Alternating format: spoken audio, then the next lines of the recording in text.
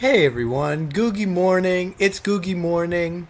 It's the show that I do every Saturday, Googy Morning. Hey, Dustin, all right, my good friend now.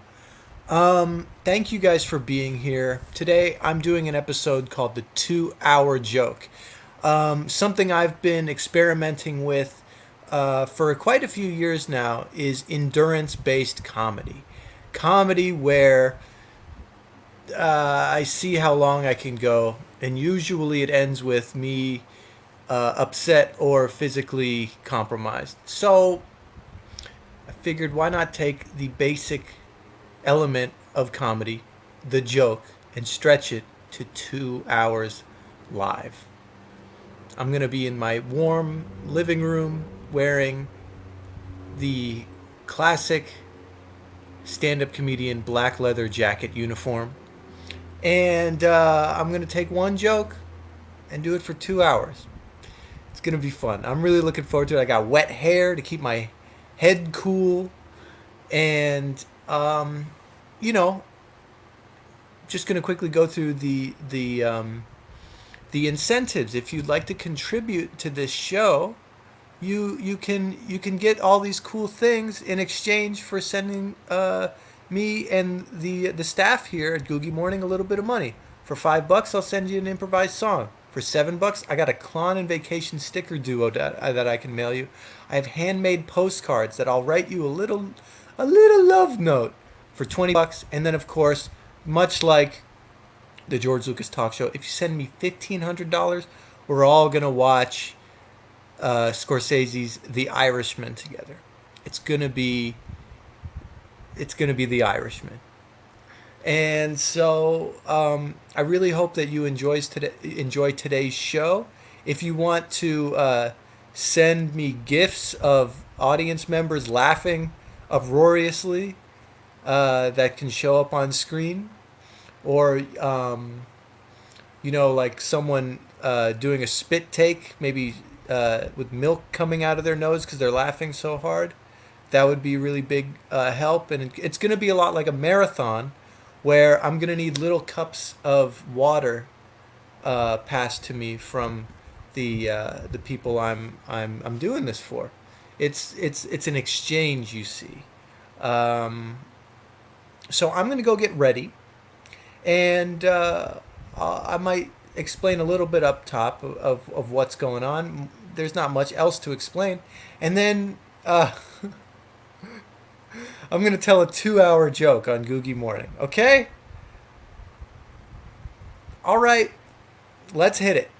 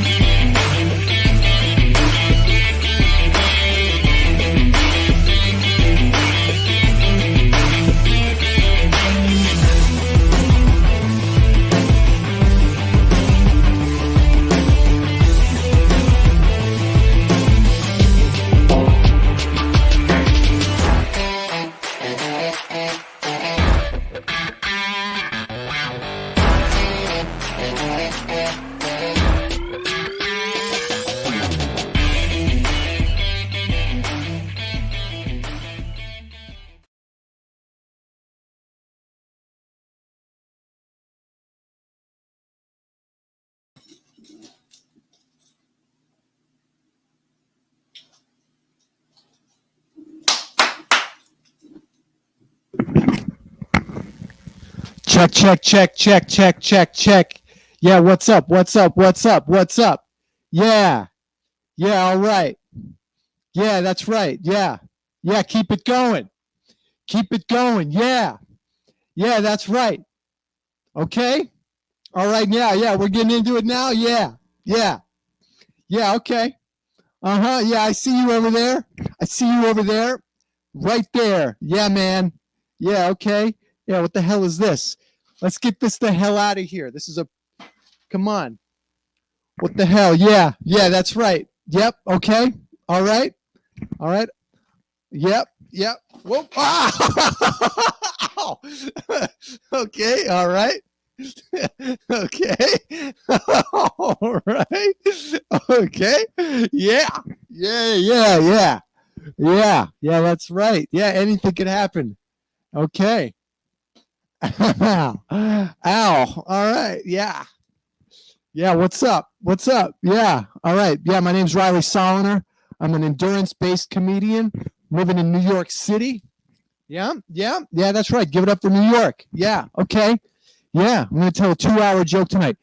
2-hour joke. 2 hours. And here's the thing. If I accidentally tell a punchline before the 2-hour mark, we're starting this whole thing over. Okay? Yeah, that's right. Okay? Let me get my stopwatch out. I dropped an electric fan on my toe. Okay. Let's see here. All right. So you guys are you guys ready to get into it? All right, let me go into the chat for a second. You know what? I'm feeling a little adventurous tonight. How about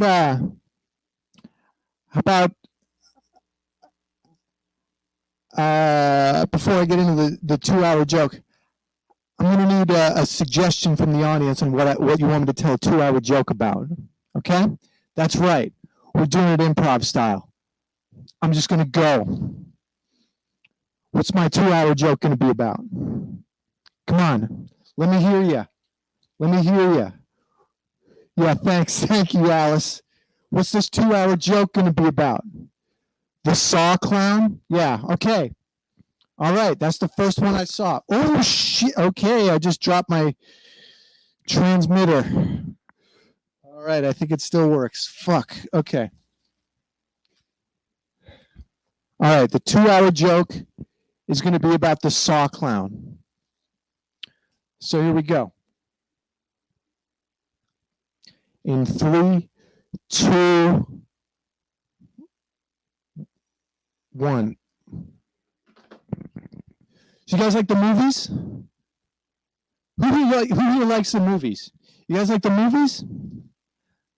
The movies, right? So you remember back before COVID when you would maybe this is like way back, but like you would like get a newspaper, you would open up the newspaper like this.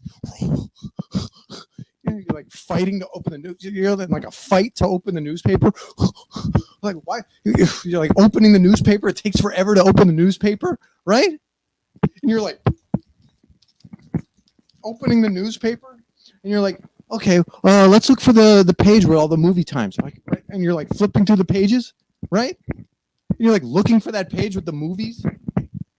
You're like, oh, here's the page with the reviews.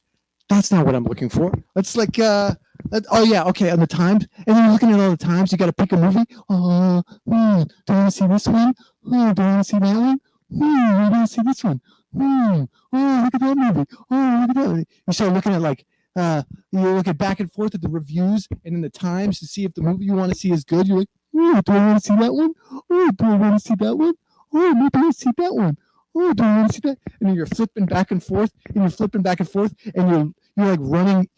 Everyone, you run your finger down the page, and you're like running your finger. It's like your finger is rubbing on the paper, and it makes that noise like you're like rubbing your finger on the page, and your finger is getting the ink on it. And you look at your finger, and you look at the newspaper page, and you're looking this one, and you're looking at that one, and you're just looking for the movie the whole time, and then you pick a movie. You go, oh, and you turn your girlfriend or your boyfriend or whoever, let's go see this movie. And you're like, oh yeah, let's see that movie. You're like, oh yeah, this will be great. You're like, oh yeah, that's gonna be fun. Oh, this is gonna be so fun. Yeah, that's gonna be great. Oh, I can't wait. Oh, me neither. Oh, and then you start hugging and kissing your girl. You go,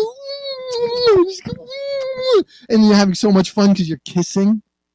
Because kissing is fun, right? And then you stop kissing, and it's time to get dressed. You go, oh, you walk over to the closet. You grab your shirt, put a shirt on. You look in the mirror, like, oh, like you stand somewhere you've never stood before, but you like look in the mirror, you're like standing, you're like, oh, look at the shirt. You're not wearing any pants. You're just wearing a shirt, looking at your shirt. Oh, I wonder if this shirt's okay. You take off the shirt, you put on a different shirt. How many shirts are you going to put on and take off? You put on a shirt, you're looking at the shirt. Oh, you get two different. You look at it this way. You have two sides. You have like one. Is if you're going to just like keep turning the whole time, right? You just, oh, maybe I look like this. Maybe I look like that. You take off your shirt, you put on a different shirt, you do the same thing. You take off your shirt, you put on another shirt, you put a sweater on top of your shirt because maybe it's going to be cold out. And then you take a look at the weather, you realize it's just going to be t-shirt weather. You don't even need a sweater. So you take the sweater and you're trying to fold it, but you've never worked retail at a clothing store, so you don't know how to fold the sweater perfectly so it fits in your drawer the right way. So you have the sweater up here, and you're like folding the arms in, and then you half it, and then you fold it into thirds, and then you're like, oh, where does this go? And you open the drawer, and you put the sweater down in the drawer, and you close the drawer. And you're like, oh, okay, I guess it's time to go. And you're like, wait, I didn't put on pants. I didn't put on shoes. So you go back to your room and you open the drawer with the pants in it, put a pair of pants on, you look at your pants in the mirror the same way. Now you're looking at your pants and your shirt at the same time. You're looking at your pants and your shirt, and you're like, oh, does this match? And then you're wondering if it matches for so long that you have to go back to the newspaper, and you look at the newspaper, and you're like, oh, because you forgot what time the movie is, so you have to remind yourself what time the movie is, and so you get you walk over to your table, you get a highlighter, but your highlighter's mixed in with all your other markers, so you have to open the big lid, and you have this bin of pens, and you're like ruffling through them trying to find the highlighter, and it makes that noise when all the plastic pens are clicking together against each other. And you finally find it, and you hold it up to the light, and it's like, oh, the highlighter, oh, the special highlighter that I will use to highlight the movie time on the newspaper page. Oh. It's like such a special highlighter because it's like bright and it's like shining in the light. Oh my God, I found my highlighter. You take the cap off. It's like really hard to take the cap off because it's so tight. It's like, and you start twisting it a little bit and it comes off easy. Okay. And you write a circle around the time of the movie in the highlighter ink so that it's easy to see and remind yourself. But then you don't draw a perfect circle. So then you draw another circle and another one and another one and another one and another one until it's like this big fat yellow circle around the time of the movie. And you realize you circled the wrong movie and the wrong time for the wrong movie. So then you have to cross it out. So then you just have this big fat yellow circle with an X through it. And that's so eye-catching. They're like, how are you not going to look at that even though that's the wrong movie time? So then you get, you go back to the bin of markers and you start ruffling through them again because you're looking for a black Sharpie, and you have like 10 black Sharpies, but you're not sure which one still has ink in it because black Sharpie is the one that you use the most. So you take the cap off of one of them.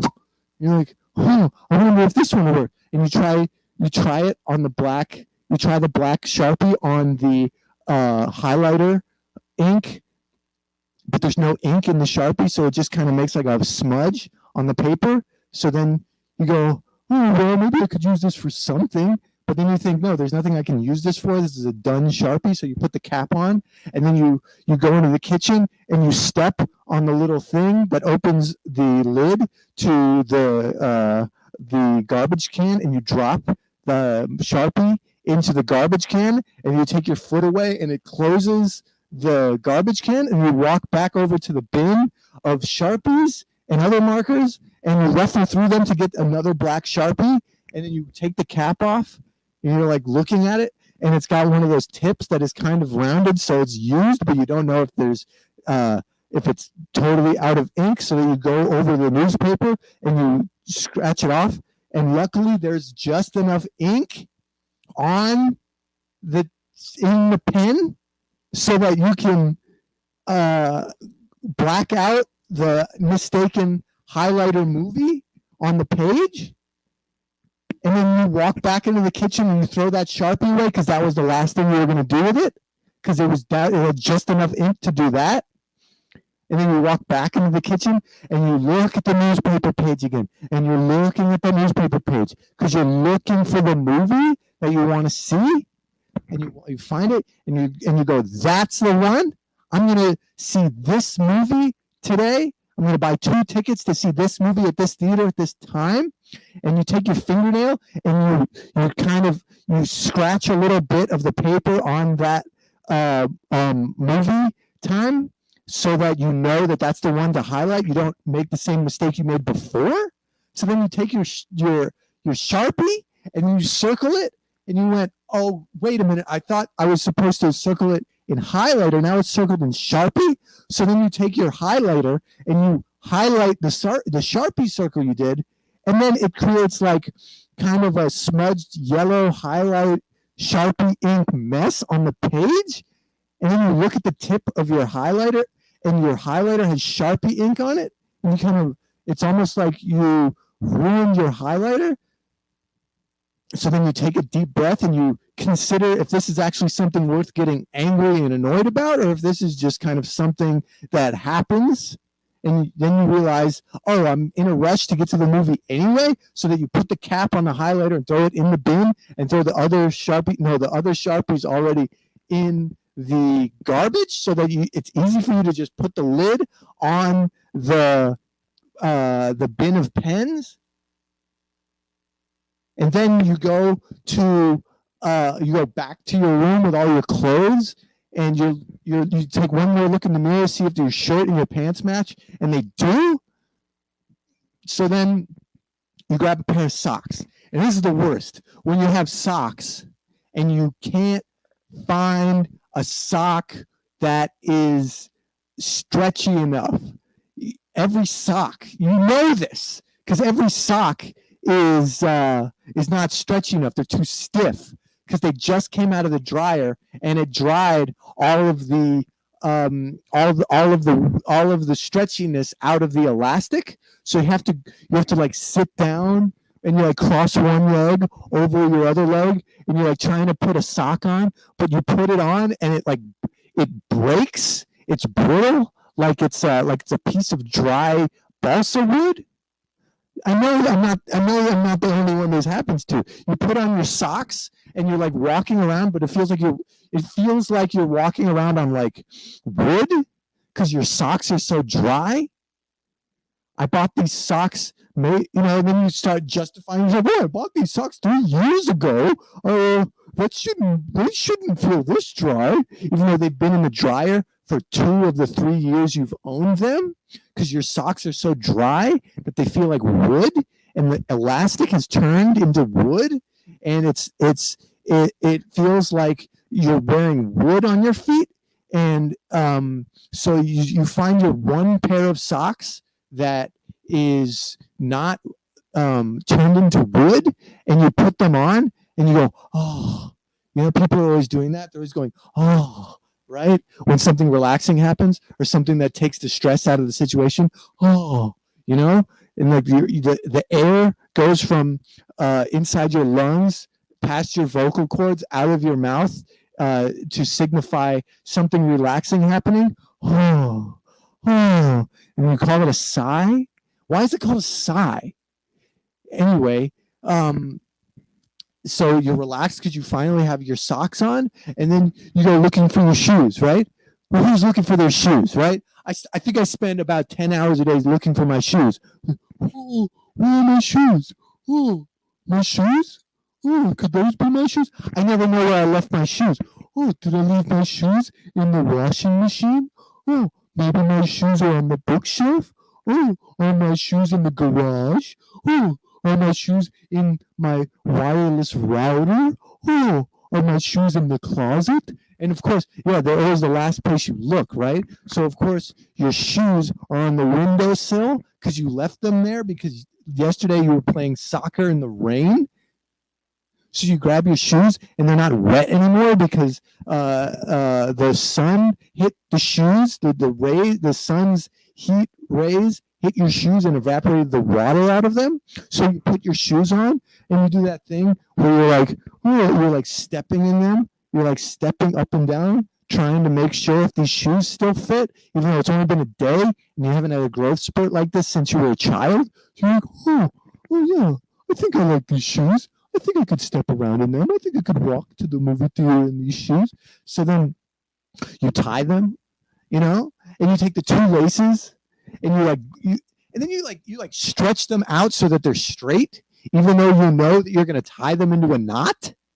So you like hold the laces out and then you cross them and then you bring one lace under and then pull them again so that it creates like the first half of a square knot. And then you overlap in your left hand a little loop in that end of the lace, even though it was on the right side before and you just went over to the left side. Now you're calling that shoelace the left one, even though it's crossed. And then you take a loop in the other one and then you tie them together to create like a looping knot, and then you knot them together again to create a double knot, and then your shoes tied, and then you do that twice. You do that once with one shoe, and then you do that another time with the other shoe. You have both shoes tied, and then you do that little step again to make sure your shoes are going to stay. I wonder if my shoes are going to stay tied. Oh, I wonder how long this will last. Okay. How are we doing so far? Yeah, we're killing it. So you have your shoes on, they're all tied, and you're wearing an outfit, and and then you turn to your girlfriend or your boyfriend or whoever, and you're like, "Oh, are you ready to go to the movies?" And for the sake of the joke, she is like, "Oh, I'm not ready to go to the movie yet." And you're like, "Oh, what do you need to do?" She goes, "I need to get dressed." You're like, "What are you doing the whole time I was getting dressed?" He goes, "Oh well, I was eating potato chips." You're like, "Well, did you eat all the potato chips?" He goes, "No." And then okay, well then all this talk about potato chips has got me hungry now, so I go to the kitchen, right? And how long does it take to walk to the kitchen? You're like it take like 10 minutes because your house is so huge, or maybe because you're walking through a wormhole that leads you down a road, and then at the end of the road there's a wormhole back to the entrance of your kitchen, so you're just walking and you enter a wormhole. I think I just walked through a wormhole. Where am I? And it's like the desert. It's like Route 66 desert, and it's just like Route 66 desert when it's just like one road, two lanes, dotted line down the middle, and there's like that lizard on the side of the road, and he's got those big eyes, he's got a little tail, and he's like sticking his tongue out because he's trying to catch a mosquito, and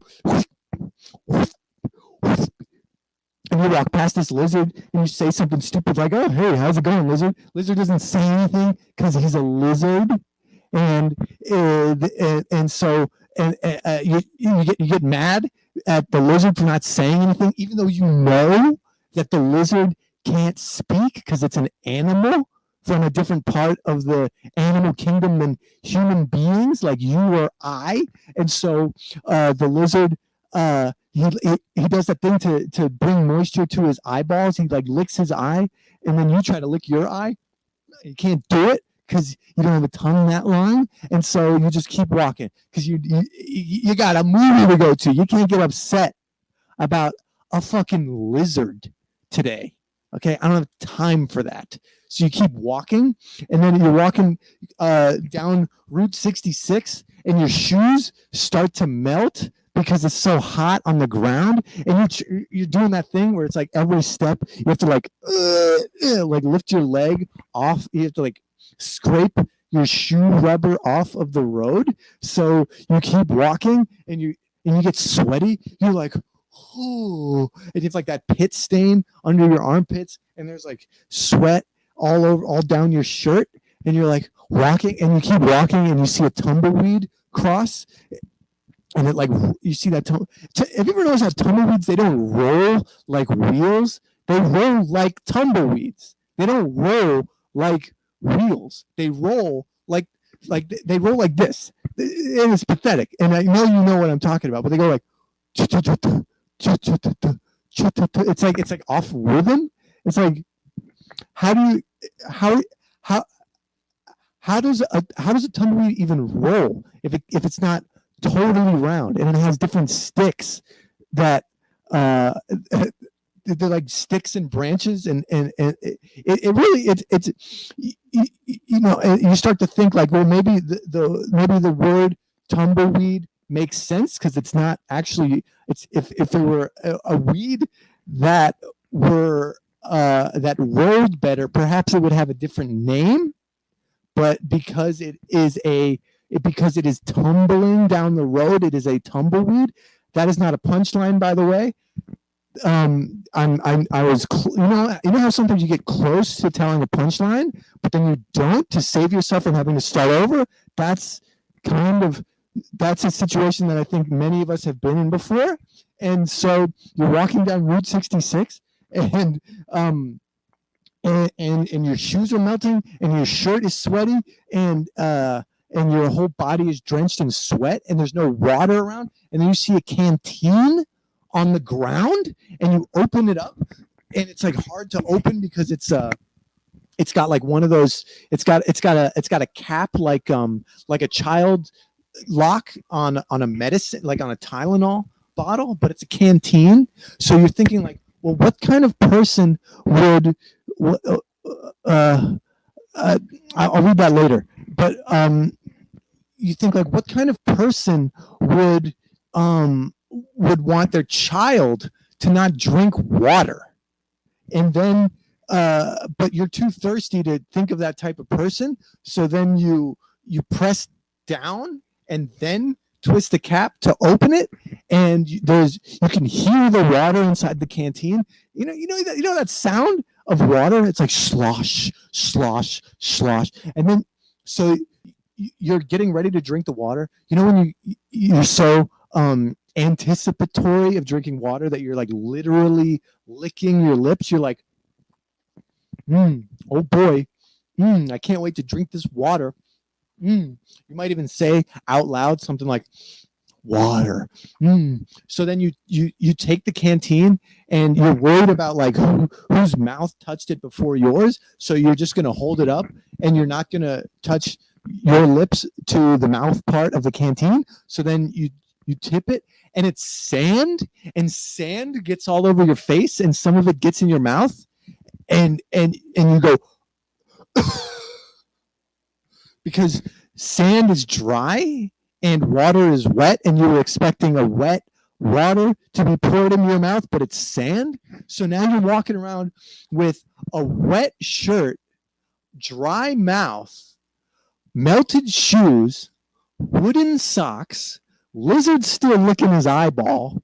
He runs away because he caught the only mosquito on Route 66, and now you're just shuffling along. You know, your every step is agony.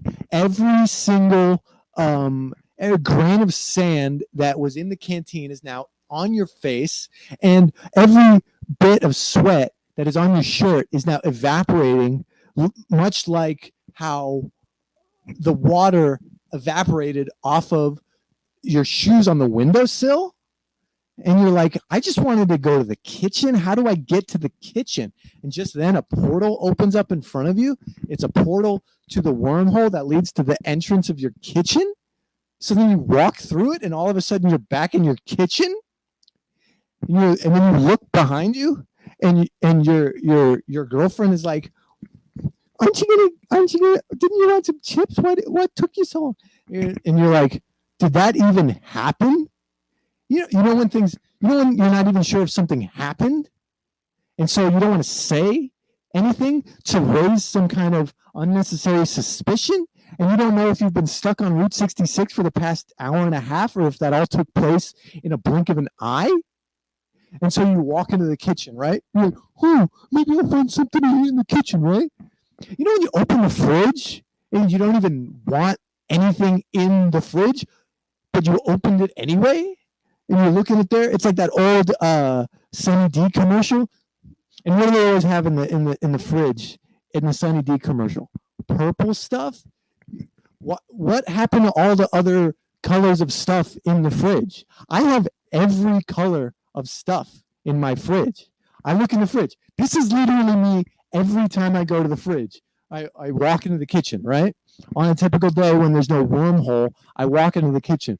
Maybe I'll look in the fridge. I open the fridge. The fridge light turns on. A little bit of cold air comes out of the fridge because that's what the fridge does. It makes cold air to preserve my food. My perishable food goes bad less quickly when the refrigerator traps cold air into the chamber where the food is kept.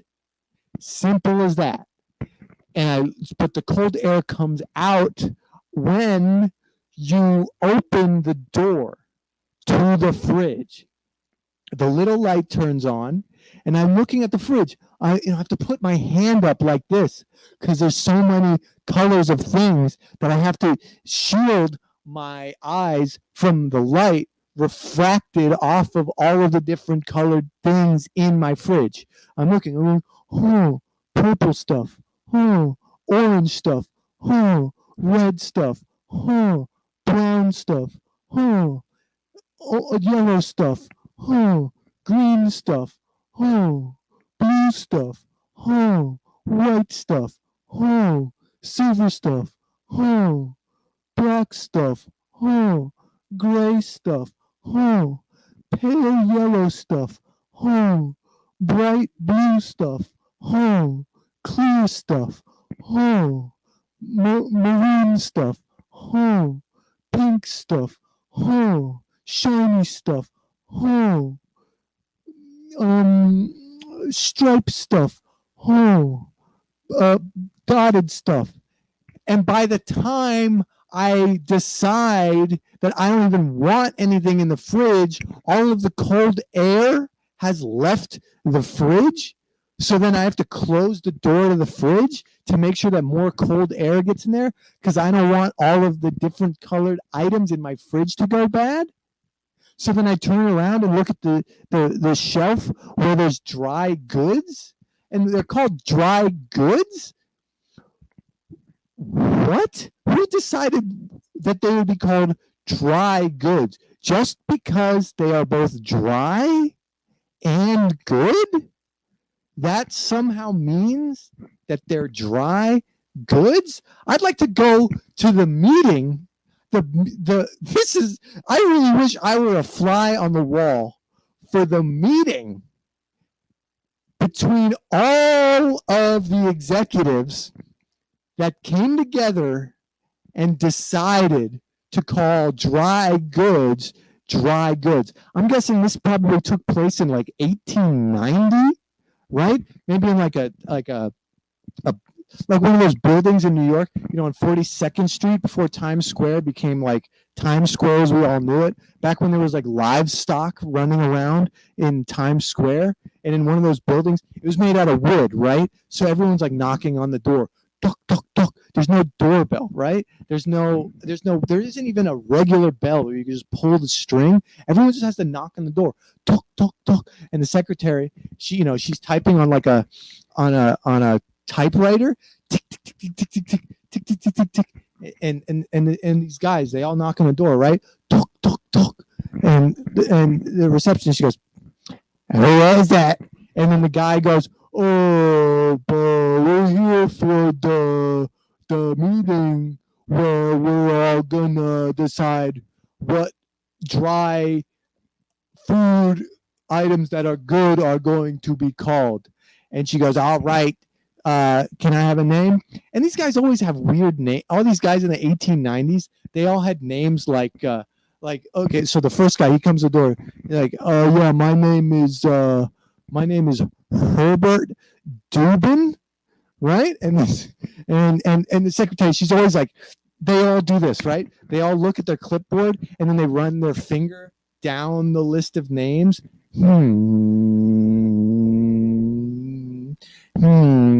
A, B, C, D, D, A, D, B, D, C. She's looking out, like they're all like alphabetically listed.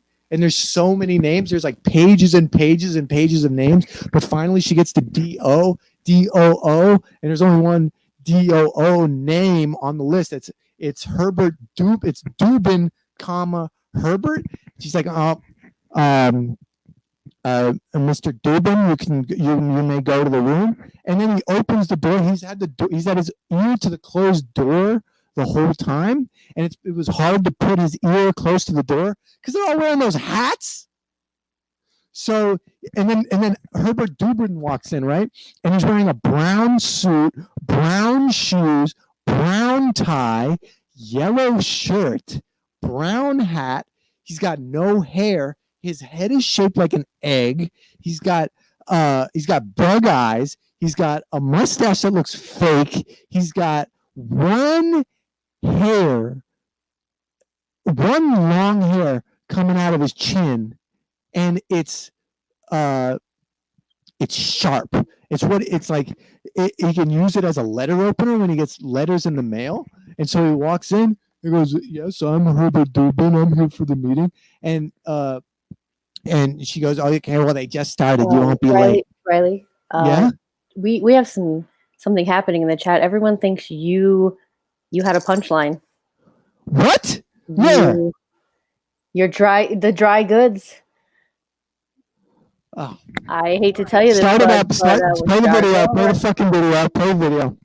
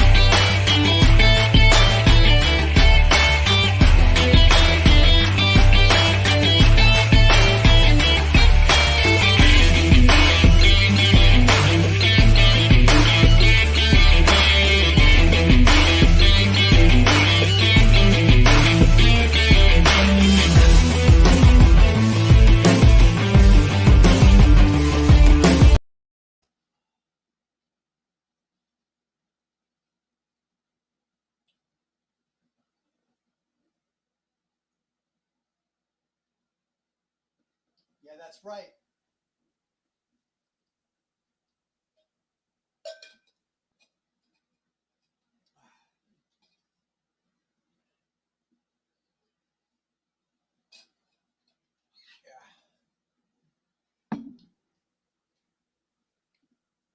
All right.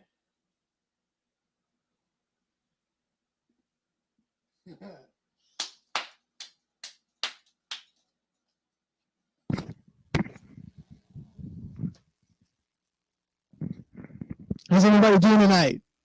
Yeah, let me hear you. Yeah, Planet Scum? Googy morning? Yeah, we doing this? Come on. Come on, let him hear you. Yeah, come on. Yeah, let's do this. Come on. Yeah. Yeah, I see you. Yeah, all right. Yeah, come on. Yeah, baby. Yeah. Okay, yeah, baby, yeah. What's up? My name's Riley Soliner. I'm a comedian in New York City. I'm going to be telling a 2-hour joke. 2-hour joke. Funny thing about 2-hour jokes. All right, let's get to it. Okay, who's got what do you want to hear a 2-hour joke about? What do we want to hear a 2-hour joke about? Come on. Shout it out. Come on. We ain't got all day. Come on. Come on. Ah, my fucking knee. Ah, my toe. I dropped a fan on my toe and I have a weird knee. All right. Skateboarding floating away to the. All right. Okay. All right. Let's get the stopwatch out.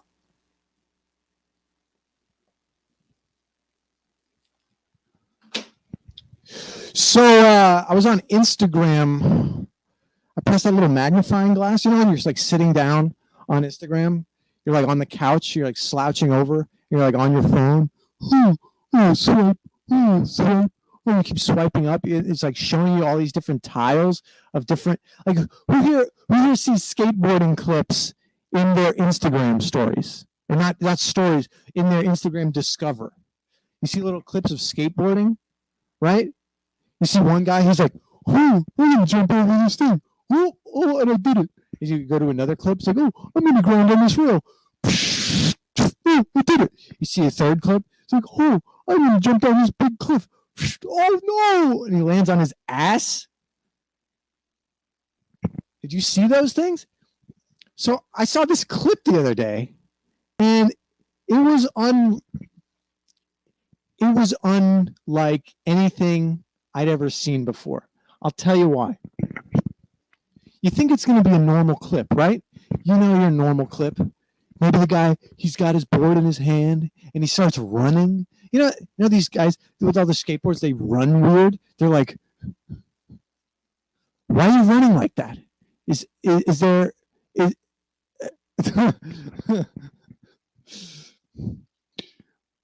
that's the question. Why are you running like that?" And then he jumps on the board and he's riding it, and then he jumps over the railing of the cruise ship that he's on, and then he lands in the water, and then his friends are like, "Yeah," these skateboard guys are always like cheering for their friends. Yeah, they like put their they take their hands that are normally at rest down by your waist or maybe like mid thigh, and then they raise their hands up in celebration of one of their friends accomplishing a trick. So they have their hands up like this, yeah, and then they shout something, usually like, "Yeah." It's a legend right there. I'm so honored for him to be watching. I don't know who that guy is. He looks pretty cool. I digress. The thing about this clip on Instagram that was so weird is that it was 45 minutes long. You ever watch something that's 45 minutes long? It's like, we all know that 15 minutes is the normal amount of time. So to watch something 3 times as long as the normal amount of time of something, especially on a platform like Instagram, which has Insta in the name, which is to imply that the thing should be quick or at least over in an instant, I think. So you're watching this 45-minute clip on Instagram where in the first 15 seconds, this guy jumps over the railing of a cruise ship, and then he lands in the water. His friends put their hands up to celebrate the fact that he jumped overboard on a cruise ship. The guy who jumped over, grabs onto a ladder, a rope ladder, that has been thrown overboard with one of their friends holding on to it.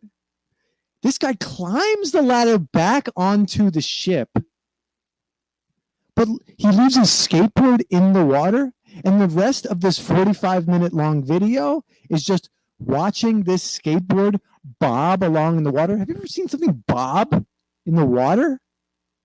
I'm not talking about just floating. I'm talking about bobbing. right? It's not your normal float. Because when I picture floating, I'm picturing something kind of calmly just on top of the water. This thing was bobbing. And when I say bobbing, I mean it was bobbing up and down, emerging and then being submerged on the surface of the water. It was bobbing. If you've never seen anything bobbing before and you saw this skateboard bobbing in the water, you would have said something like, I need a word for this that properly describes what is going on, because floating is not a sufficient descriptor of what is happening. And then I'm watching this video on Instagram, 45 minutes long, 3 times the normal amount of time for anything. And as I'm watching this video, I get a little pop-up on my phone. Not a bob-up, a pop-up. It says, your phone's running out of batteries. I've been watching a clip for 45 minutes. Of course, I'm running out of batteries. My phone battery is not designed to support a streaming video 3 times the length of the normal amount of anything. So I'm going, I got a choice to make. I could either plug my phone in to the cable that's connected to the electrical socket in the wall, or I could just let my phone run out of batteries. There's pros and there's cons to either one.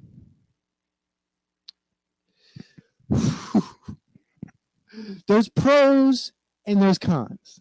There's good and there's bad. The pro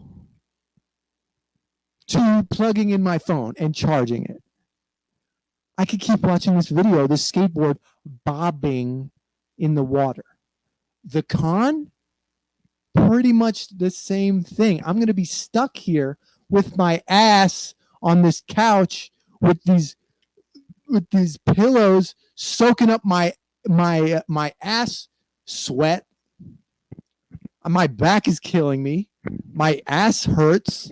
My shoulders are fucked. My neck is shit. My chin is pissed off. My forehead is on fire. My nose is dead. My eyeballs are idiots. My cheeks are stuffed with dirt. My ears are piss. My belly is full of garbage.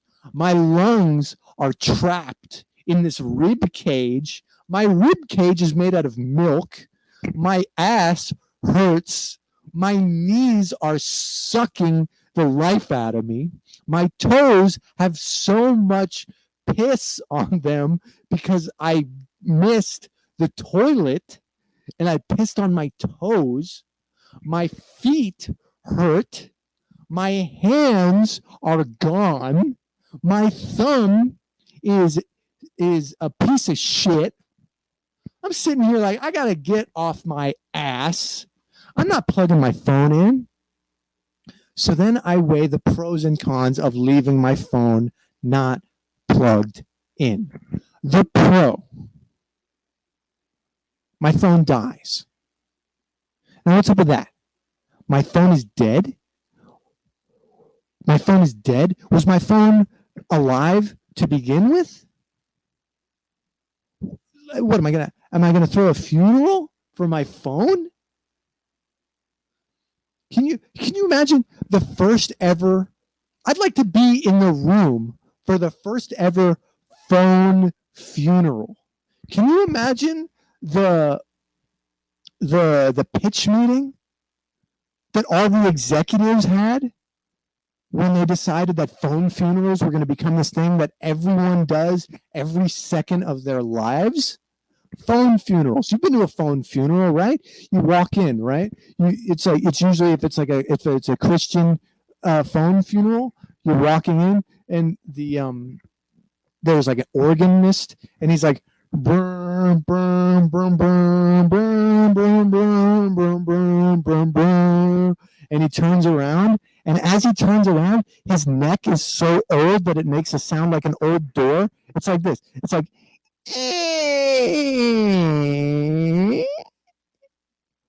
and then you see that his tie that he's wearing is soaking wet and is just dripping onto the bench that he's sitting on to play the doom song for the funeral. So you're at this phone funeral, right? And what do you see up on the table that where you enter, right? There's pictures of the phone that we're paying remembrance to. What are we doing? Looking at pictures of a phone, not pictures the phone's camera took. We're looking at pictures of the phone itself. The phone is off, the screen black, the case dirty, the headphone jack gone, the camera FaceTime, the other camera 7,000 megapixels, the flash too bright, the color shiny, the screen shatterproof, the port where you plug it in lightning, the cable white rubber, the little cube white plastic, the prongs there's 2 of them, the box cardboard. We're looking at all these pictures of this phone from the time you unboxed it to the time it died because the battery ran out because you played a video 3 times as long as the normal amount of time. Yeah. We're at the phone funeral. Everyone's sitting in the pews. You know when you're like, you get to a funeral late and you walk in and you're like looking for a place to sit down and you're like trying to silently like negotiate where you can sit, but everyone hates you. So you're like, and everyone's like, you're like,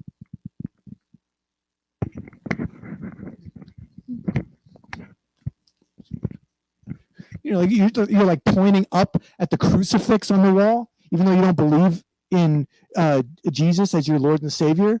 And they're like, because they know you're Jewish, and you're like, and so finally you sit at the very back, but you sit back, and then when the funeral starts and the priest gets up there and he's got like a Bluetooth headset because it's a phone funeral, and because you're in the back of the church, you can't hear anything he's saying. It's like, paying respects to this phone that night, and we're wondering if anyone has anything to say.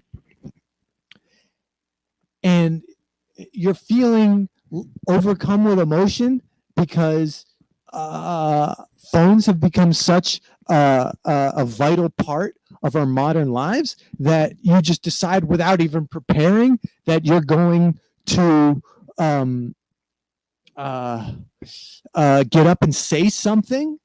And so you walk up there, right? And you don't want anyone to think that you're like you don't want anyone to think that that you're gonna cry. So you like walk up there like a tough guy, even though it's a funeral. You're like, you grab the mic off the podium, and it like makes like a big like sound because it's like plastic rubbing against each other, and like impact on the device that transmits and amplifies sound creates sound when you're hitting it. So it's like, ooh, and there's like an old lady in the front. She must have been like the grandma of the person who owns the phone that we're mourning today, and she's wearing a white hat. She's wearing a white gown. She's wearing white shoes. It's a little out of place for a funeral, but okay. And she, oh fuck, was that that's not a punchline, is it?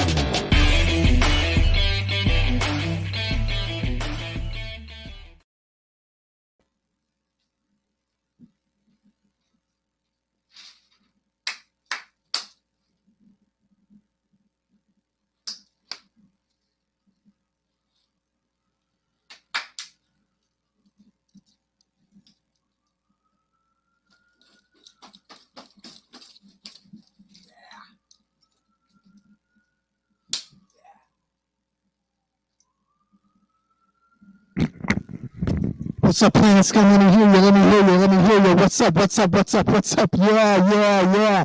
Keep it going. Keep it going. Keep it going. Yeah, I love you too. Yeah, yeah, that's right. Nope, can't take the jacket off. Take the sunglasses off though. Okay. Man. Yeah, 2-hour joke. Here we go. All right. It's a hot one. Yeah. Thank you. Thank you. Thank you. Thank you all. Thank you for being here.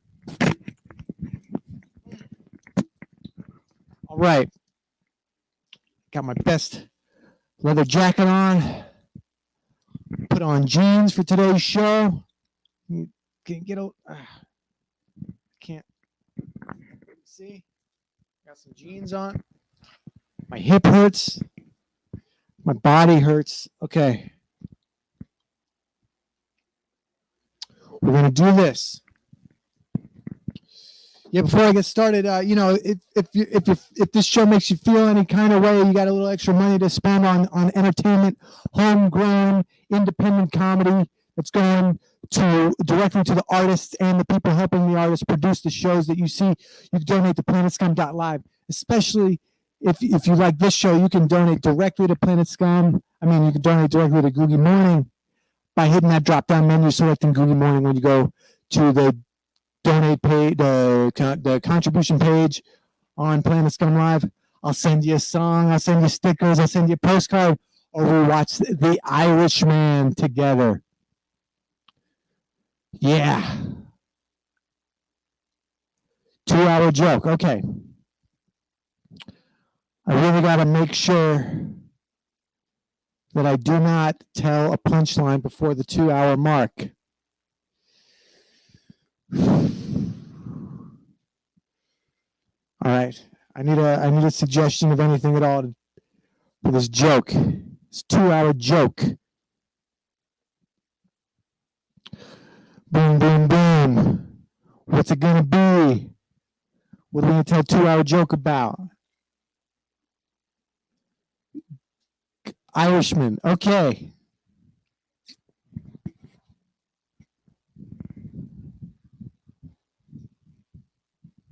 Okay.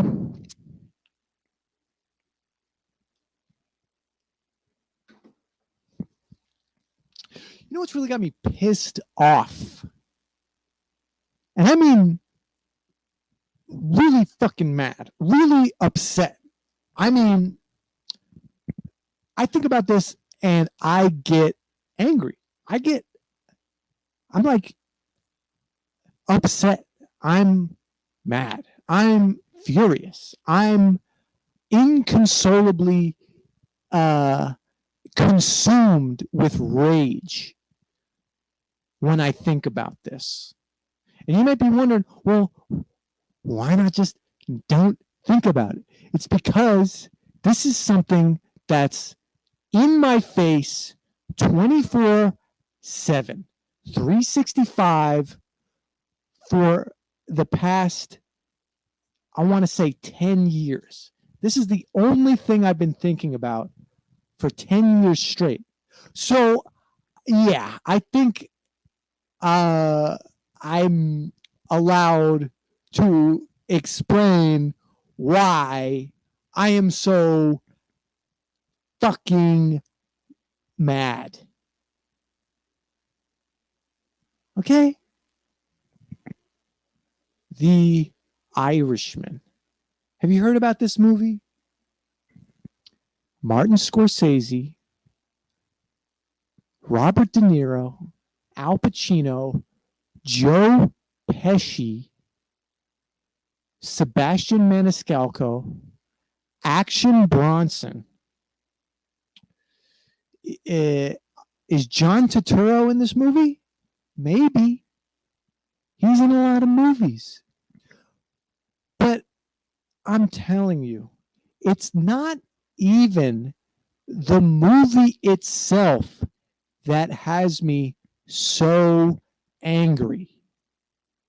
What actually upsets me is the fact that it's so damn impossible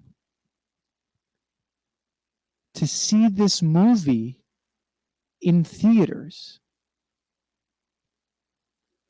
Let me paint you a picture. Let me see. I just want to take a little litmus test out of everyone here and see if this has happened to you. Because this happens to me all the time. Every day. I go to the breakfast nook. Why do they call it a nook anyway? A nook? What do you do in a nook that you don't do in a corner of your kitchen where you eat breakfast? What is so special about a nook? A nook? Nook? Nook? Nook? Nook. You're going to sit there at your nook and you're going to tell me that it's different from a fucking corner of your kitchen where you put a little table, a couple little chairs, a little doily on top of the table, a little glass of orange juice, a little glass of grapefruit juice, a little glass of milk, a little dish of honey, a little plate of toast, a little bowl of cereal, a little plate of bacon, a little plate of eggs, a little tiny platform to hold one biscuit, a little tiny spoon with just one grain of sugar, just a little waffle hanging from a string tied to the window, a little pancake still in the frying pan. Don't forget to turn off the frying pan. You don't want to burn the pancake. We only have enough batter for 2 more pancakes. A little tiny scoop of raisin, a little tiny kumquat that you peel so delicately, and you put the peel in your dog's mouth and he smiles because he likes that. You're gonna tell me that a nook is in any way, shape, or form different than a fucking corner of your kitchen where you just decided to put a little table and some chairs and a fucking broken down cardboard box on the floor to catch all of the crumbs of all the food you're eating so you don't have to sweep afterwards. You can just fold up that cardboard box and stick it in the garbage. You're going to tell me that's not a nook? You're going to tell me that a fucking nook can't be a spot in your best friend's house? Why does the nook have to be in your house? I go over to my friend's house, right? And look, I'm all for social distancing. I'm all for quarantining. I'm doing the best I can here. But sometimes you got to go over to your best friend's house and eat some fucking breakfast. Right? So I go over to my friend's house. My friend's name is Ken. Ken. I go over to Ken's house, right? And I never know Ken's address. He's moving to a different house every day of the week. He is rich. So I go over to Ken's house, right? Knock on the door. Pop, pop, pop. Ken, let me in. I'm hungry. It's breakfast time, and I got a 2-hour joke to tell later. I need to carb the fuck up. Ken answers the door. The door pull. He's got one of those pull doors. You know, some doors you push open. He's got a fucking pull door. And look, I've never seen him do this, but I can hear what's going on the other side of the door. He grabs the doorknob and he holds onto it tight, and he turns it, and this maneuvers the latch that's keeping the door closed. Right? You following me? He opens the door. He pulls this fucker open. He's wearing a 3-piece suit, like he's Herbert Dubin or something, you know, like one of those guys from back when they were deciding what dry goods were going to be called. He's head to toe in Herbert Dubin cosplay because he's going to Comic-Con later.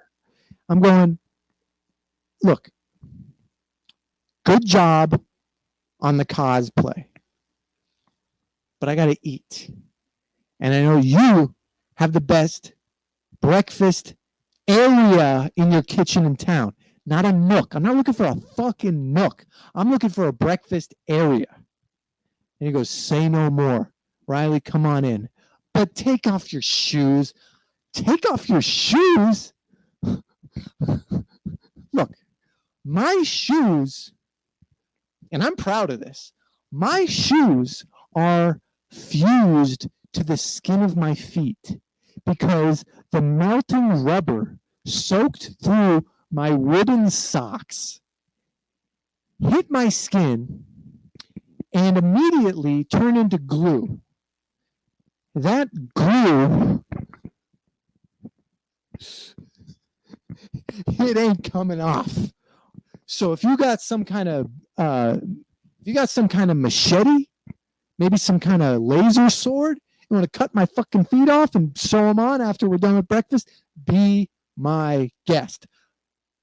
But if you don't want to deal with that, you don't want to give me blood on your Herbert Dubin cosplay, shut the fuck up and give me some breakfast in your breakfast area, okay? Okay? He goes, all right, come on in, buddy. So we're walking through his house, and this is the biggest house I've ever seen. This house is the size of an airport hangar. This isn't just where the people walk through the airport. And I know we've all been there, right? You're walking with your bags. It's got little wheels on it. It's like making that sound because the wheels are clicking against the partitions in the tiles on the floor. Shouldn't they make those tiles bigger? I'd like to be in the room when they decided how small those tiles were going to be at the airport. But I digress. This isn't the house that is the size of your average airport. This house is the size of the hangar where they keep the planes when they're not flying. It's big. It's a big house. So I'm walking around going, man, why is his house so big? And then that's when I remember Ken is 20 feet tall. He weighs 6,000 pounds. He's got a head on that is just he's got cluster headaches. He's got arthritis. He's got IBS, and he's a world-class chess grandmaster. So are you going to tell him to live in a house the size of an airport hangar? Are you not? Are you going to tell him that he can't live in a house the size of an airport hangar? I don't think so. Okay. Thank you. Not a punchline. I'm just saying thank you because I know you agree with me. Okay. Please. I think we can all agree that wasn't a punchline. Just laughing because I'm remembering the next part of the story, not because that was the end of a joke. That is when people typically laugh. We all know this. So, where was I? Ken's house. Is that Ken's house? We're walking for maybe 20 minutes because we can't find the damn breakfast area. I say, Ken, if I'm not eating breakfast the next 10 minutes, I'm cutting your damn head off. I'm throwing it in this basketball hoop. This guy had basketball hoops all over the walls of his hangar. Not one picture of his beautiful family. Every single member of his family is a model. He doesn't have one picture of them. Look, if every single member of my family were a professional model, there'd be pictures everywhere. I want to be reminded of how beautiful my family is. And I'm sure that with all the professional work that they would do, there's probably tons of photos just flying around the place because you got professional photographers taking world-class photos of these beautiful people that I would call my family. That's not how things worked out for little old Riley. Okay? My family's beautiful, but we're not on the cover of Vogue. My family's beautiful. We're not on the cover of Men's Health, Women's Health, People. That's just not how things shook out. Ken, on the other hand, things went a little differently for Ken, okay? Yeah, he's tall. Yeah, he's got arthritis. Yeah, he's got IBS. But he's got a model domestic partner. He's got model kids, model uncle, model niece, model siblings. This guy has so many model family members. I'm thinking, where are they? Are they joining for breakfast or not? I'm thinking, I'm getting tired. Oh man, if I don't fucking eat a breakfast sandwich soon, I might have to start rethinking this Nook business. And as soon as I have that thought, I get struck by lightning right in the back of my neck. Let me take a quick non-scientific poll. How many of you sick puppies have been struck by lightning right in that spot in the back of your neck where if you get struck by lightning there, your soul immediately gets sucked to hell? How many? 1, 0, 1, 0. How many? 2, 3, 4. That's what I thought. None of you. And if you say yes, if you say, oh, I know some of you are sitting there going, oh, maybe Riley will admire me and bring me up on stage no, this is my show. Okay? This is my 2-hour joke special. None of you got struck by lightning in the back of your neck in this spot where if you get struck by lightning, your soul gets sucked to hell, okay? This happened to me. So my soul gets sucked to hell, right? Big deal. So my soul gets sucked to hell. My body's still in the material realm, just walking around like a zombie. Right? My soul is looking up at this guy, going, Riley, you dumb motherfucker. If you don't get some food in your belly, I'm never getting zoomed back up into the realm of mortals. And we're not going to be able to do 2-hour joke. Now, obviously, it happened because I'm standing here telling a 2-hour joke. But this is how it happened. Ken grabs my head, the top of my head, and he lifts me up like a bunch of grapes. Like he's just holding. Normally, you know how you go to ancient Greece and all the emperors and all the royalty, they're all laying on a couch, right? But the couch is made out of stone. So you're thinking, is that even comfortable? But all these ancient Greek royalty, they're laying on the couch, and all of their servants, they're holding the grapes by the thick stem so that they dangle right above this royal person's head so that they could just pop a grape right in their mouth, pop another one. Ken isn't your average grape holder. First of all, his hand is like,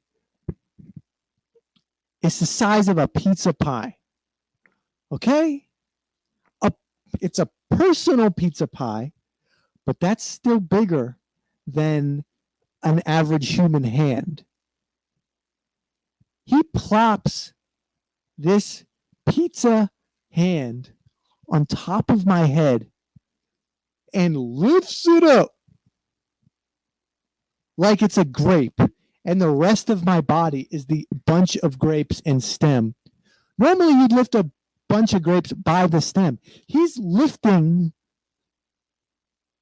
the grape stem that is my soulless body by the grape, the top grape. Meanwhile, my soul is in hell.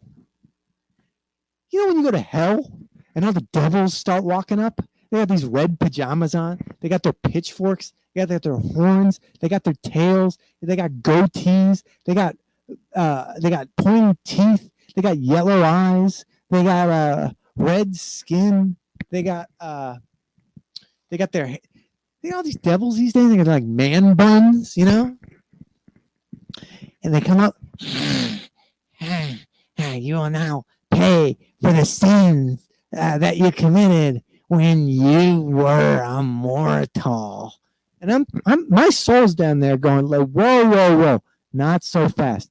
I haven't even had breakfast yet. It's time for breakfast, you devils. And look, I'm a generous, benevolent kind of guy. Okay, you come up to the mortal world with me. We're all gonna eat breakfast in Ken's breakfast area.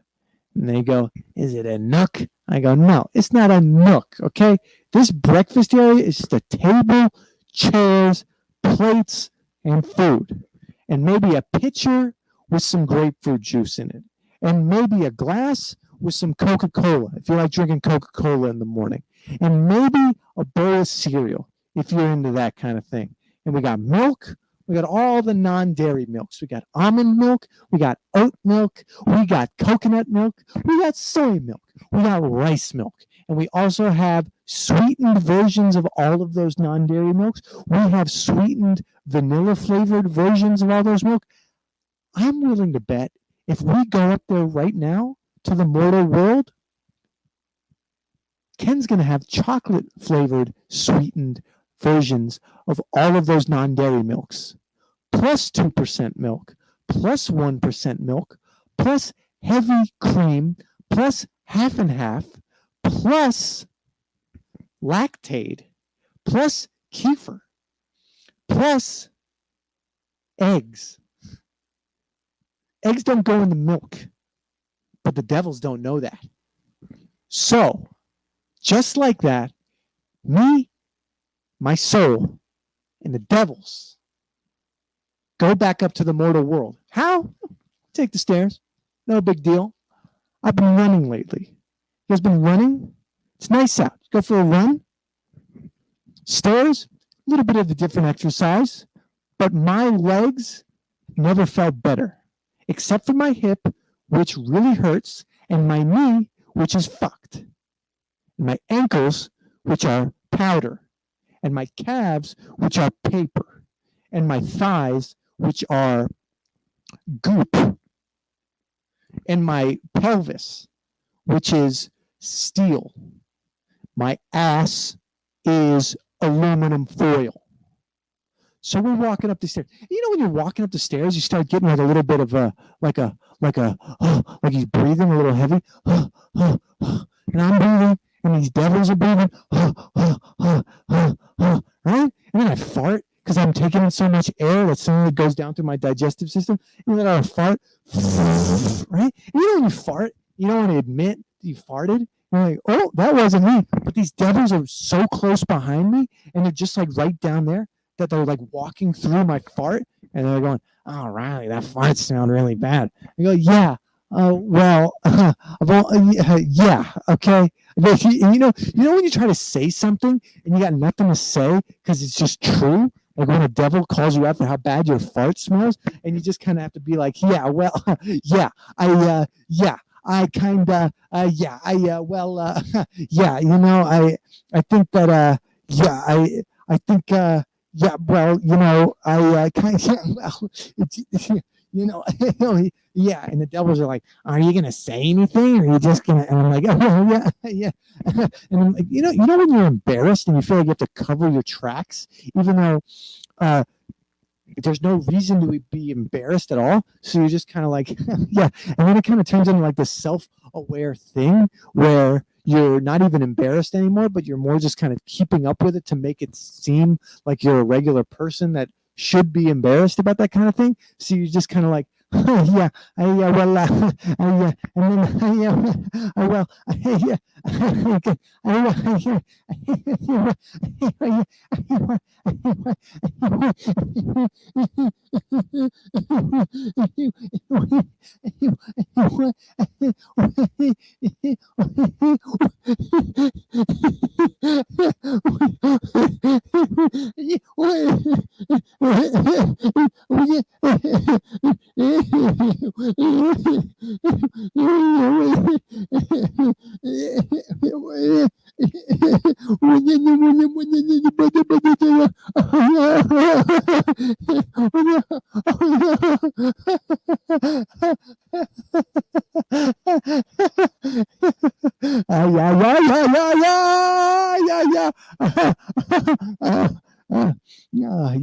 yeah. So I walk so far and so fast up these stairs out of hell back to the mortal realm that I walk right back up into my corporeal form. And Ken, he's still got his big pizza hand on my head like a grape. But something's different. Because when I was in hell, Ken sat my ass down in the breakfast chair, in the breakfast area, in his hangar house. I don't know how long I've been sitting there. 10 years? 20 years? 10 minutes? Except now, all these devils are sitting around at the breakfast area with me. I got cardboard under my feet to catch all the crumbs. I got all these different types of milks, all these dairy milks, all of these eggs, all of these pancakes, and there's a Dutch baby, there's berries, there's tangerines, mango, cucumber, pickles, crudité, all the trims. There's a Thanksgiving turkey. There's a fucking cigar lit just in an ashtray. You know, these guys are smoking cigars. They're like tasting the notes of oak and cherry in the tobacco. They're always like humming to themselves as they smoke their cigars. They're like, oh, mo, mo, mo, mo, mo. Oh, mo, mo, mo, mo. Oh, mo, mo, mo, mo. Huh? I don't like that. But I go along with it anyway because I don't want to be the only guy at the table not smoking a cigar. So, you know, everybody's first time smoking a cigar goes a little something like this. Okay. You're fumbling in your pocket for your lighter. You're like, oh, I don't know where my lighter is. You got like 10,000 pockets. You're like, oh, I wonder where my damn lighter is. You're like looking. You got like a business card for $1 billion bonkies in your jacket. You're like, oh, maybe my lighter's in here. Maybe my lighter's in here. Maybe my lighter's in here. And then you finally grab onto your lighter and you're so excited to pull it out of your pocket.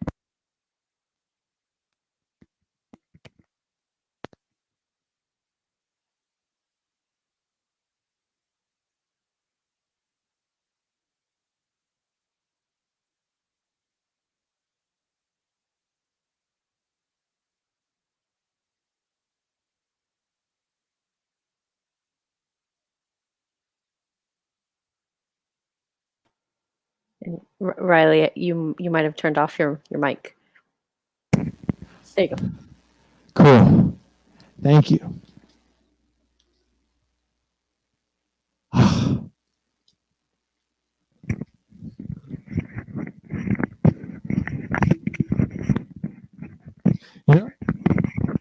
know what I mean?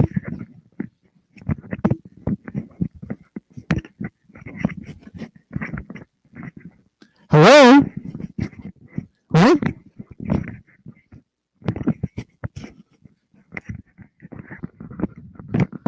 Right?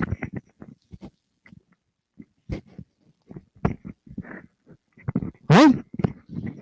Hello? Right? Fucking insane. Fucking ridiculous. Where was I? So you're fumbling with his lighter this whole time. Finally, it lands in your hand perfectly in that little spot in your palm where it just makes like a little thump sound. And then one of these devils you're eating breakfast with, he's got like those long black fingernails with the red skin, and his hand creeps up and grabs the lighter and he bites it in half with his sharp razor teeth. And you're like, look, buddy, what am I going to light my cigar with now? And he's like, I got the solution. You think, okay, this guy's got the solution. He lives in hell. He's probably seen a lot of fire in his days. Maybe he's one of those devils that breathes fire. I don't know. I'm not judging. I'm just saying we've seen a lot of images of hell in the media these days. And, oh, God. Yeah. Local unknown. Yeah. So the devil, he takes the cigar out of your mouth and he puts it in his mouth. And then he just puts his thumb up like this. And there's a little flame hovering above his sharp thumbnail. And he starts lighting the cigar for you. This has happened to all of us, right? And he's lighting the cigar. And he's like, and he starts humming, like, you know, oh, mama, oh, mama, you know, he's like, they're always doing that thing with the cigar.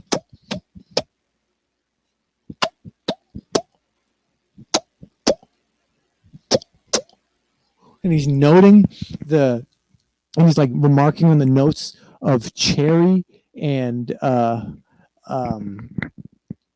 all the other bullshit that they sell to you in cigars. Yeah. So then he hands you the cigar back, and you're like looking at it. You're like admiring the craftsmanship of the hand rolled cigar, and you're like, and you notice how it burns, and you're noticing the little label on it, and you go, oh well, nothing left to do but inhale or whatever. And, that's the thing that people say when they smoke cigars. They go, because the smoke makes your mouth numb and you start drooling. And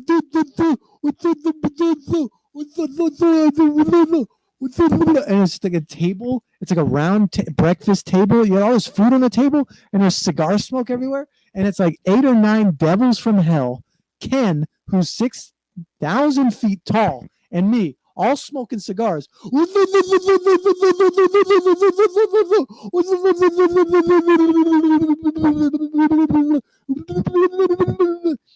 And I'm telling you, this goes on for so fucking long.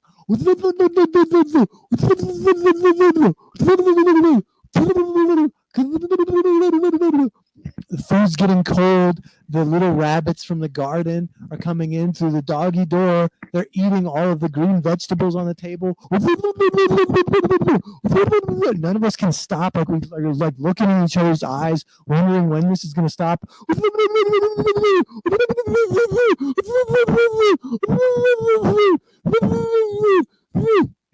Finally, it does stop. I'm sitting there exhausted. My stogie's burned to the butt. I haven't touched one morsel of my food. I'm not hungry. The cigar, turns out, was very filling. So I go, you know what, Ken? Let me take a rain check on this beautiful breakfast. I get up. I start walking. I'm walking. I got these glued on shoes from Route 66 stuck to my feet. It's torture. It's almost as painful as being struck by lightning in the back of the neck and being sent to hell. But it's not. It's not that painful. I can handle it.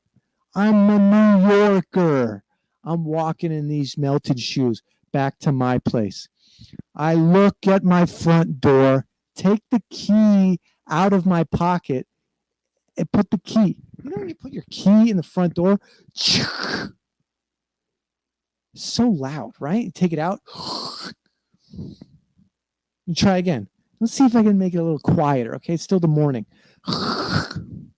Really fucking loud. Turn the key anyway. It's even louder. It's like a rock concert at my front door. Now I'm playing the key like it's a drum. I say, enough of this. I open the door.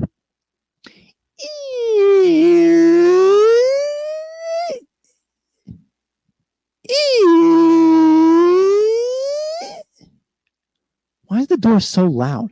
Why is every door in the United States of America the loudest thing you've ever heard?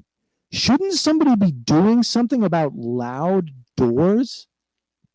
Isn't the whole point of a door something that you can walk through more quietly than if you were just walking through something like a window? Am I wrong? If I'm wrong, hey. I mean, I don't think I am wrong, but if I'm wrong, somebody let me know. So I walk through the doorway, close the door.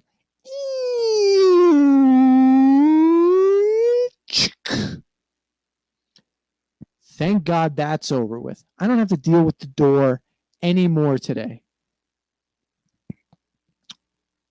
I'm over here.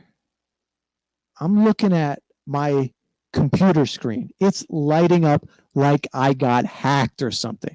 Like somebody ripped into my computer network and put up all this crap on my screen. I'm talking some bullshit, you know, pop-ups, notifications, green numbers. I'm like the most just frustrating, regular old bullshit times 10. I'm looking at my computer screen, and then I start looking closer. When like you're looking at things, and the first time you look at it, just normal. But then you look again, holy shit, this is not normal. I'm glad I looked at this a second time, because the first time I didn't see what's actually going on. I took a second look. Things are way different. Because I'm looking at this stuff. I'm going, okay, there's a big red N. I'm no idiot. That's the Netflix logo. Okay? Looking over there. There's a cast. There's a crew. There's credits. There's a title sequence. There's an opening scene. There's a flashback. It's a long flashback. Every once in a while, they cut back to the guy narrating the main overarching story, and then they cut to different points in his past that he is talking about. And I go, I can't believe it. Somebody hacked my computer and they opened the Netflix movie, The Irishman, by Martin Scorsese, Joe Pesci, Robert De Niro, Action Bronson, Sebastian Maniscalco, and maybe John Turturro. Maybe. Jesse Plemons is in this movie. I don't have time to watch this movie today. I got a 2-hour joke I got to tell in like 10 minutes. But I got to get this movie off of my screen. Might I remind you, I didn't even want to watch this movie on Netflix. I have been pissed off for 10 years because my favorite thing to do is to go watch a movie at the movie theater. A theater specifically designed for movies. Thank you. Not a punchline, but I'm glad you're laughing. Was that the problem child? Eddie Guerrero? Very funny. Alf. Maybe we get Alf on the pod. Who listens to my pod? Yeah. Well, leave a review then, you sons of bitches. We got to get the numbers up on this pod. Anyway. No, I love you guys. Buy a t-shirt. All right. Yeah. Buy stickers, buy postcards, buy a song. Want to do a cameo? I'll do a cameo.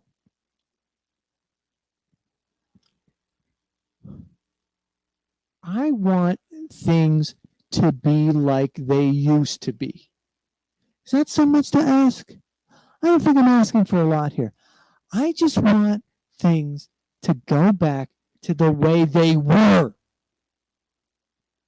Like the good old days. Not even that long ago. The Middle Ages? No. The Bronze Age? No. The 50s? Hell no. The 60s? No. The 70s? No. The 90s? Remember the 90s? No. Let me paint you a picture of what I want. All right? You open the newspaper.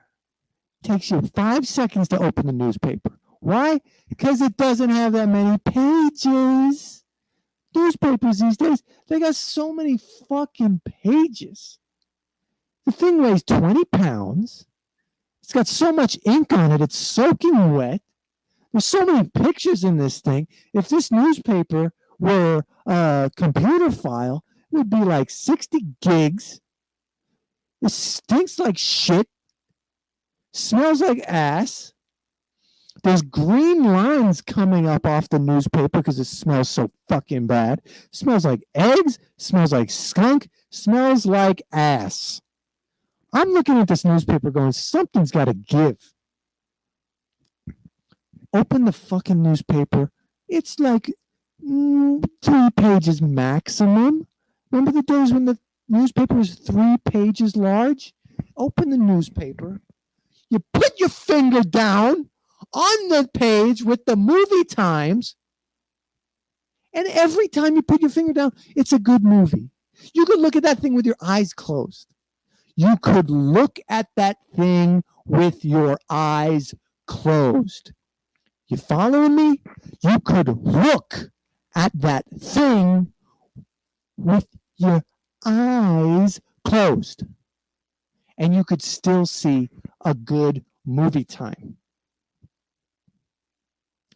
That's the way things used to be. You look at the paper, you look at the time, you go, oh, I think I watched this movie today. Okay. You get your clothes on. You get your sneakers already on your feet because they melted onto your skin. You go to the kitchen. You don't look at the fridge because that's where we got messed up a little while ago. But this is an alternate reality. 2 roads of time, like a fork, divergent. You step over here, you got one reality. You step over there, you got a different one. In this reality, I'm a literary agent. In this one, I'm just a comedian on his day off, looking for a movie to go see, and I'm going to bring a bag of chips with me. So I go over to my favorite part of the kitchen. Not the nook, not the breakfast area, not that goddamn fridge. I'm talking about the dry goods section. Some people call it a pantry. Some people just got a shelf. Me, I got a shelf. I found this bookshelf on Avenue A in Manhattan 6 years ago. I looked at it. I said, maybe it has bed bugs. Maybe it doesn't. I'm going to guess it doesn't. Picked it up, walked it onto the train. Yeah, 2 people look crazy. I looked crazy. We all look fucking crazy on the train. We're not wearing our Sunday best. We're wearing our Friday regular mess of a fucking outfit. We're just trying to go home. You ever seen someone on the train wearing nice clothes? What the fuck are they doing on the train? Get a taxi. Get a Uber. Get a Blade. The Uber of helicopters. Wearing a gown, wearing a tux, wearing a smoking jacket? Nuh-uh. I'm not wearing that.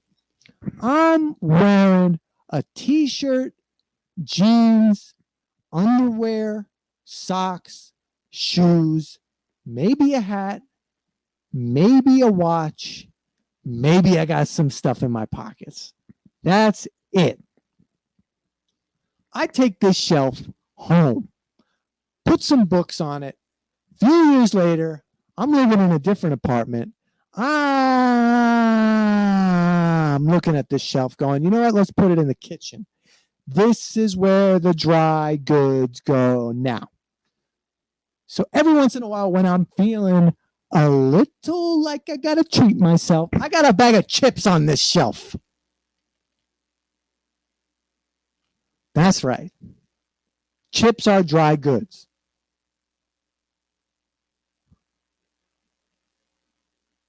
Again,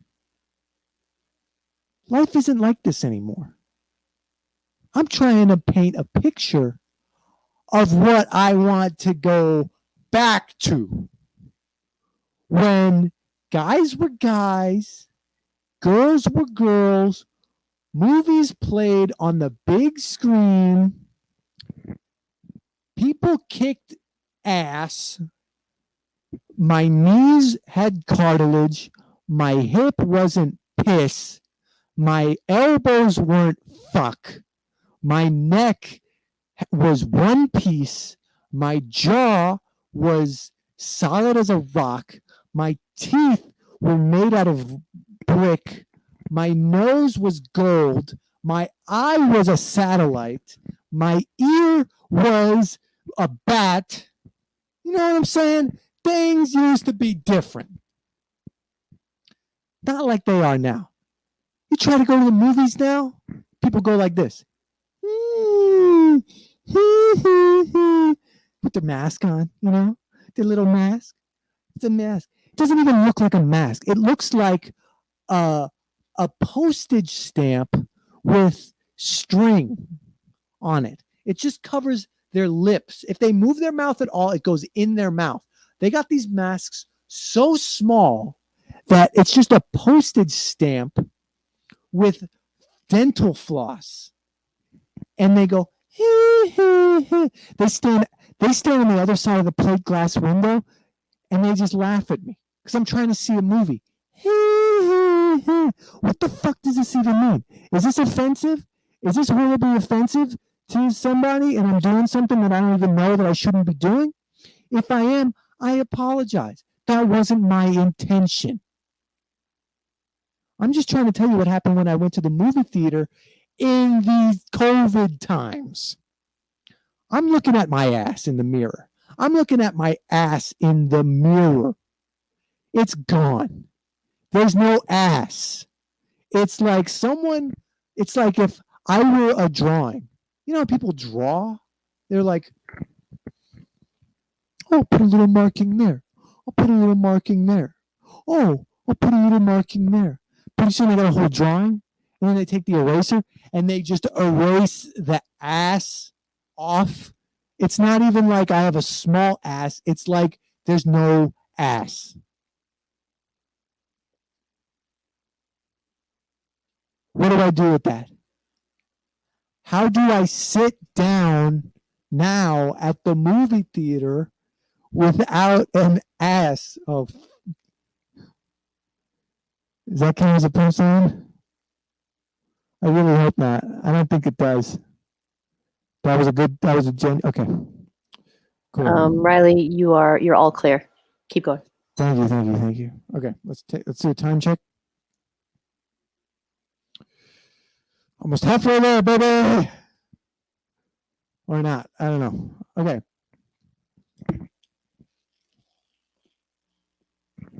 It's hot. Okay.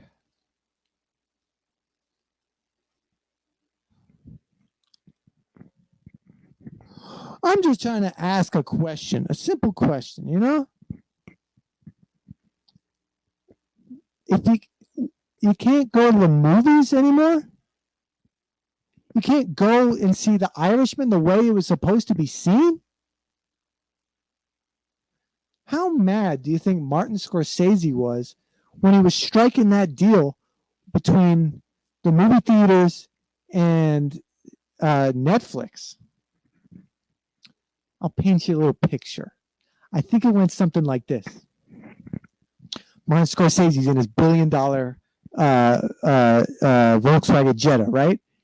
Boom, boom, boom. It's got the big subwoofer in the back. Boom, boom, boom. Boom, boom, boom, boom. He's so fucking high. Boom, boom, boom. Boom, boom. Gets to the fucking gates at Warner Brothers or whatever studio, you know, and he's got to put his finger down on the button to roll the window down. And it takes so long for these windows to roll down. Why can't they just roll down fast, like everything else? But these fucking windows on these cars have to just like take so long. And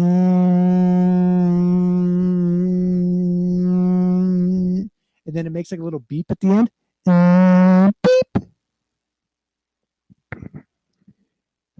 And then he's looking at like the security camera. It's not even a person. It's just a camera lens. And he's got to go, yeah, it's me, Martin Scorsese. I'm here to talk with Warner Brothers or whoever about the deal we're striking between the movie theaters, and Netflix. And it's always the most scratchy voice that comes out over these speakers. $1 billion movie studio can't get the money for a non-scratchy speaker to come in the mail to install on this little security thing. It's always like, Yeah, Marty. Yeah, come on in. Real happy to see you, buddy. Martin's like, what? This guy's like, Yeah, but you're gonna go, buddy. Yeah, bueno. huh? One more time, or I'm turning this fucking Jetta around. And then it gets all clear, like right at the last second. Yeah, buddy, yeah, you're clear. Come on through. Thanks a lot. Rolls up his window. Beep. What? It's so fucking high. His face is sweaty. He's chewing on a stick of gum.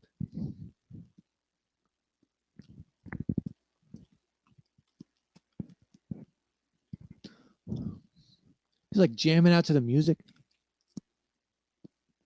He's fucking Martin Scorsese. He's made it. He's made. This is the moment where Martin Scorsese knows that he's made it in Hollywood. He's made dozens of movies. He's been an Academy Award nominated and winning director for years. He's made iconic movies with some of the biggest movie stars in the world. He made a Rolling Stones concert movie for fun. And all this time he's going, I don't know. But on this day, he's like, yeah, I made it in Hollywood. I made it. Rolls up to the studio. You know, guys always get out of cars weird. You know, first you gotta like put the emergency brake on, and then you open the door. Why is the door so loud? $1 billion Volkswagen Jetta. The door's still open. So fucking. You think you could get a quiet car door for $1 billion? You can't.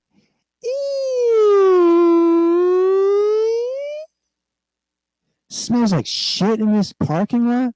Why? Why does the parking lot always smell like shit? It doesn't just smell like shit. It smells like if shit had a baby with bullshit. You following me? If shit came to life, if shit somehow was animated and was given sentience, and this shit was like, I'm horny, right? Because it's shit. He doesn't know manners. Saw this bullshit. Bullshit came to life. Bullshit's like, I'm horny, right? And this fucking disgusting pile of shit and bullshit had a baby, and it smelled like this parking lot. Following me? So Martin Scorsese's sitting there. 1 second he's going, I made it in Hollywood. Another second he's going, how many more shit-smelling parking lots am I going to have to deal with in my lifetime so that my children don't have to go through with this? I want my children to make $1 billion movie deals in parking lots that don't smell like a shit bullshit baby. Guess that's gotta be for my next movie, right? Okay, I'm gonna walk it off. He starts walking. He doesn't even close the car door because it's so loud. And he knows nobody's stealing $1 billion Volkswagen Jetta. So he's walking, right? And as he's walking, like all the music from all of his old movies start playing in his head. The Dropkick Murphys song from The Departed, that fucking Rolling Stones song. You know when you can't remember the name of the song, so you spend like 15 to 20 seconds going like, I can almost think of the name of the song, but you can't think of it, so then you just end up describing the uh the band that played the song, and you hope that the audience fills in the gap because they know what song you're talking about. Fucking unreal. So he's listening to those songs going into the $1 billion movie deal. And all these executives, they're always sitting at these long tables. They always got their hands like this.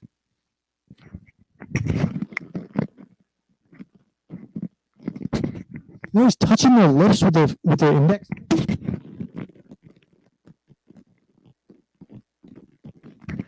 As if that's like the cool way to think of something. Let me tell you, it's not. But they got these tiny water bottles. They got these water bottles that are this big. And they're always offering you, you want a water? You want a water? You want a water? Listen, buddy. Martin Scorsese doesn't drink water. Okay? Martin Scorsese drinks he drinks apple juice. He drinks Kool-Aid. Martin Scorsese drinks soda pop. Because what we don't know is Martin Scorsese he got bigged this morning. The morning before the biggest movie deal of his life, he got bigged. He was a little boy, got his fortune told by Zoltar, went to sleep, woke up big. How did he drive his car? He's never driven before, but he plays a lot of video games. Hey, Riley, Yeah. we just hit the 2-hour mark for the show. Was this a 2-hour show, or are we going to keep going?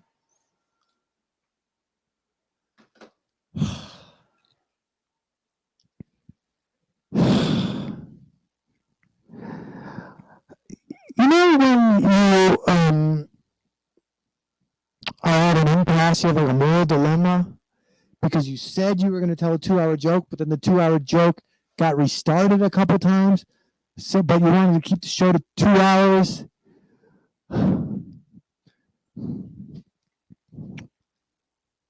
Long story short, I digress.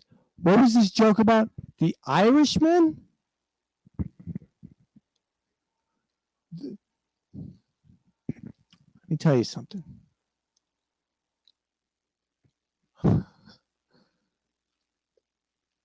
I wouldn't watch that movie on Netflix unless the puppet from Saw crafted a custom-made murderous puzzle to teach me a lesson about how I was living my life wrong. There's only 2 ways I'm watching The Irishman.